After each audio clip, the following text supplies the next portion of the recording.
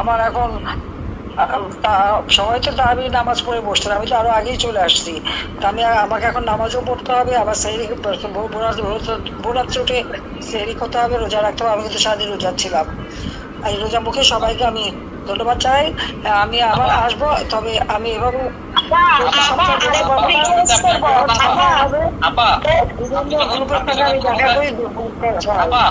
আপনি যখন প্রথম ক্ষমতা আসেন তখন একবার এই যে সুরেশ্বরে গেছিলেন, তারপরে আপনার প্রধানমন্ত্রী যাওয়ার কথা ছিল কাজী মঞ্জুরুল আলম, উনি আমাকে জানালো একটু আগে ফোনে যে আমি কথা বলতেছি, আপনি কি আল্লাহ যদি সুস্থ হন আবার বাংলাদেশে ফিরে আসেন, সুরেশ্বরে যাওয়ার জন্য সে অনুরোধ করছে।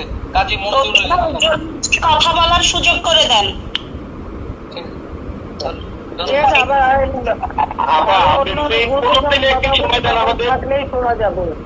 মাসে 2 দিন সময় দেন।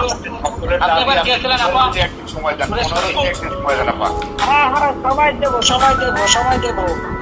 আজকে তো কত 1489 জন লাইনে আছে অনলাইন, 7000 জন নর্মাল।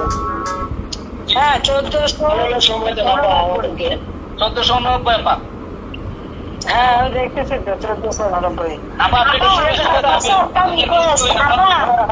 আপনার কাছে একটা রিকোয়েস্ট, আমাদের চট্টগ্রাম আপনি চিনেন যে সুরেশ্বরে থাকবেন কিনা আপা?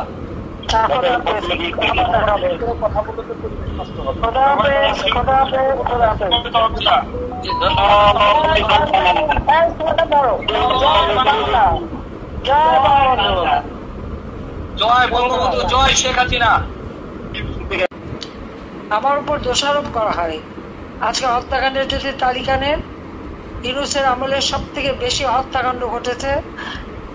তার সময় মাদ্রাসা শিক্ষক, প্রাইমারি স্কুল শিক্ষক, ছাত্র, শ্রমিক, গার্মেন্টস শ্রমিক, যেদিন যারা আন্দোলন করেছে সেই দিনই তাদেরকে তুলে দেওয়ার জন্য সাউন্ড গ্রেনেড, টিয়ার গ্যাস, গরম পানি মারা, এমনকি ছোট্ট শিশু তার উপর পানি মারা, সেখানে গ্যাস মারা, নানাভাবে নির্যাতন করে করে তাদেরকে আন্দোলনে করতে দেয় নাই, বাধা দিয়ে, এবং তার গুলি চালানোতে শ্রমিক হত্যা হয়েছে, ছাত্র হত্যা হয়েছে, প্রতিদিনই লাশ পড়ে যাচ্ছে। আর তাছাড়া ইউনূসের যে সন্ত্রাস বাহিনী, এই সন্ত্রাস বাহিনী তো প্রতিনিয়ত মানুষকে হত্যা করে যাচ্ছে। মানে মনে হলো কোনো নাই, যে কোনো সময় যে কেউ ঘরে ঢুকবে, লুটপাট করবে এবং বাধা দিলে তাদেরকে হত্যা করে আসবে। ছেলেকে পায়নি বলে মাকে হত্যা করা, বাবাকে হত্যা করা, মাকে গাছের সাথে বেঁধে রাখা, এটা কোন ধরনের কথা? এইভাবে আর আওয়ামী লীগের নেতা কর্মী হাজার হাজার নেতা কর্মীকে গ্রেপ্তার করেছে, প্রায় 20,000, শুধু এই ফেব্রুয়ারি মাসেই 20,000-এর উপর নেতা কর্মীকে গ্রেপ্তার করেছে, এবং অনেকে খোঁজ পাওয়া যাচ্ছে, তাদের গুম করে দিয়েছে। প্রায় 3,000-এর উপরে পুলিশকে হত্যা করেছে। আনসার 40 জনের তো খবরই নাই। বিডিআর হত্যাকাণ্ডে যারা সামরিক বাহিনীর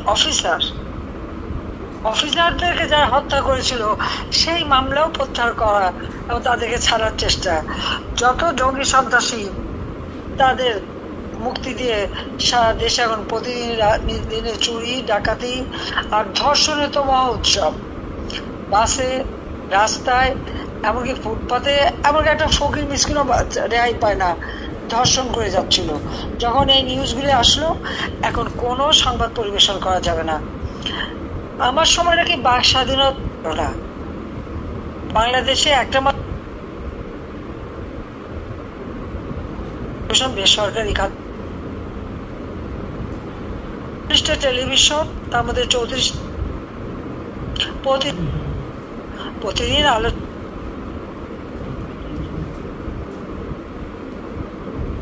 কয়জন সাংবাদিক গ্রেপ্তার হয়েছে? কয়জন সাংবাদিক অ্যাক্রেডিটেড হয়েছে? একজনও দেখাতে পারবে না। কিন্তু এখন 1000-এর মতো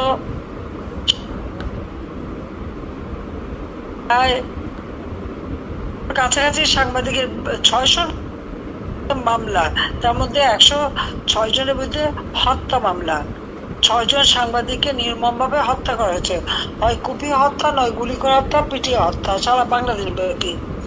তার উপর সাংবাদিকরা আজকে কোনো কাজ পাচ্ছে না, প্রত্যেকটা মিডিয়াতে ইউনূসের এজেন্ট বসা।